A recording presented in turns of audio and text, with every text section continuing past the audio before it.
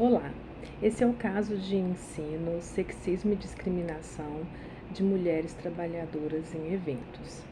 A ideia desse caso de ensino, ela surgiu a partir da experiência das pesquisadoras trabalhando na área de eventos, mas especificamente no que a gente chama de backstage, que são aquelas pessoas que trabalham atrás do palco, né, nos grandes eventos, como festivais, shows. O que acontece é que a área de eventos, ela tem sido estudada, né, pelo marketing, pela comunicação, pelo turismo, mas sempre no âmbito, né, da imagem, do consumo, dos clientes, da marca, do planejamento, mas muito pouco pensando, né, os trabalhadores e menos ainda as trabalhadoras. Esse ambiente, por envolver essa montagem de palco, de estruturas, elétrica, né, engenharia, é um ambiente masculinizado e um ambiente que ainda existem poucas mulheres, né, que têm acesso a esse tipo de trabalho. Então, esse caso de ensino, ele vai focar na experiência de três mulheres que têm histórias, né, percursos diferentes e que em um momento essas histórias se cruzam. Então, uma delas, uma profissional da área da música, percussionista, autodidata, na casa todas as três estão na casa ali dos 30 anos, entre 28 e 30 anos, e ela, toda a experiência dela, né, ela não conseguiu em cursos, em formações, qualificações formais, né?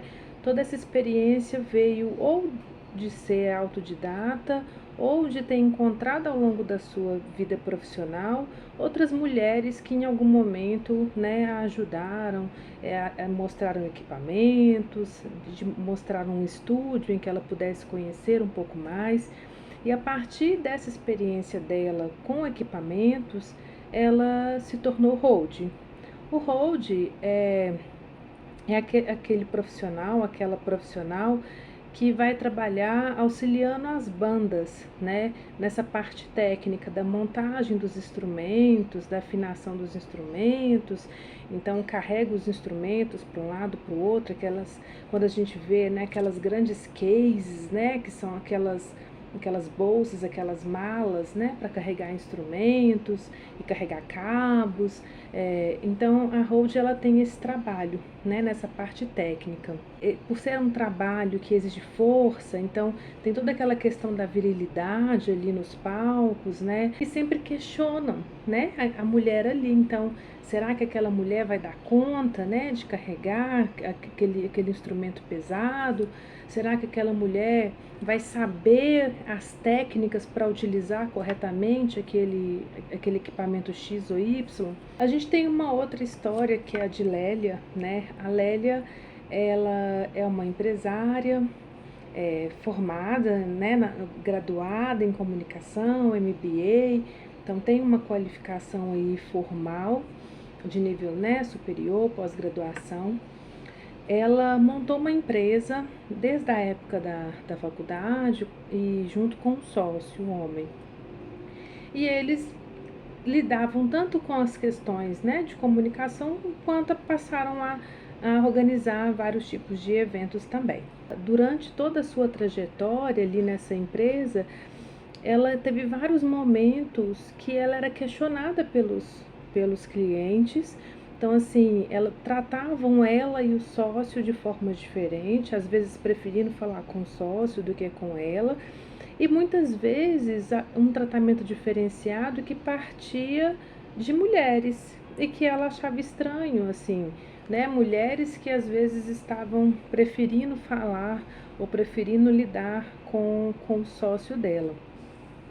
Ela comenta, né, dessa relação, que é uma relação super tranquila com o sócio, mas que uma coisa uma vez chamou a atenção, né?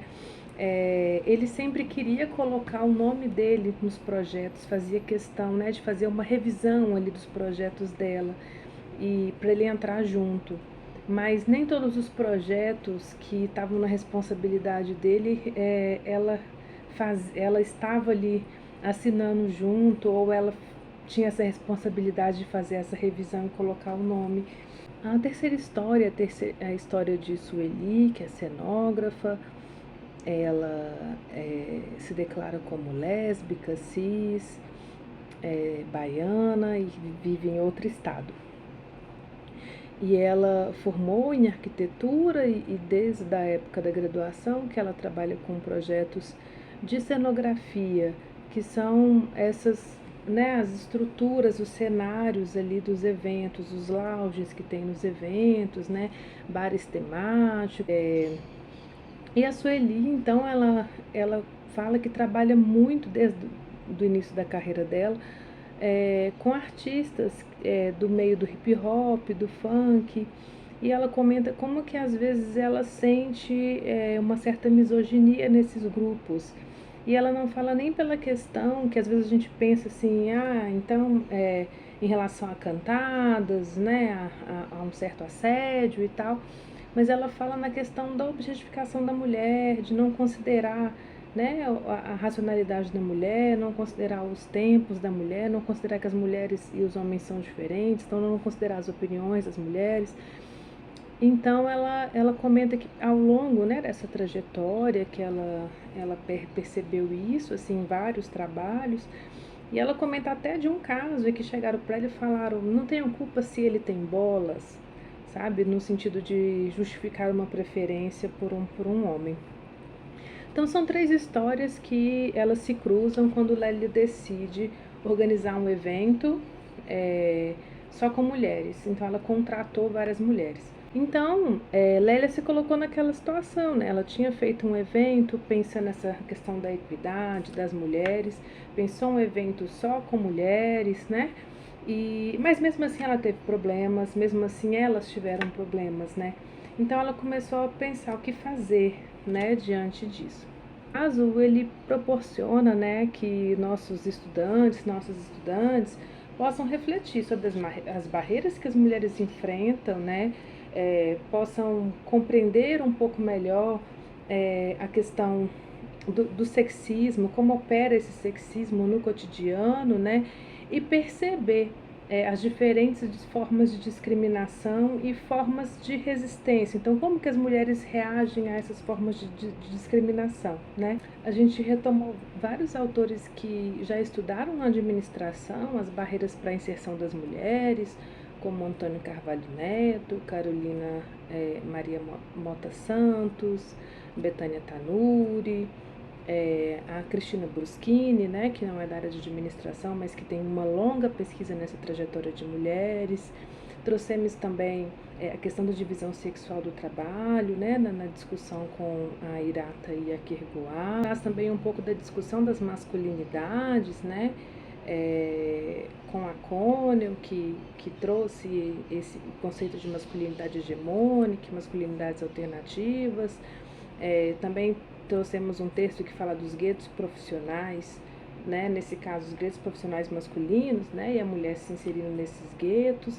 Então, a gente trouxe vários autores aí que subsidiam, né, uma discussão sobre as questões da desigualdade, né, e do sexismo nesse ambiente de eventos, pensando nas trabalhadoras.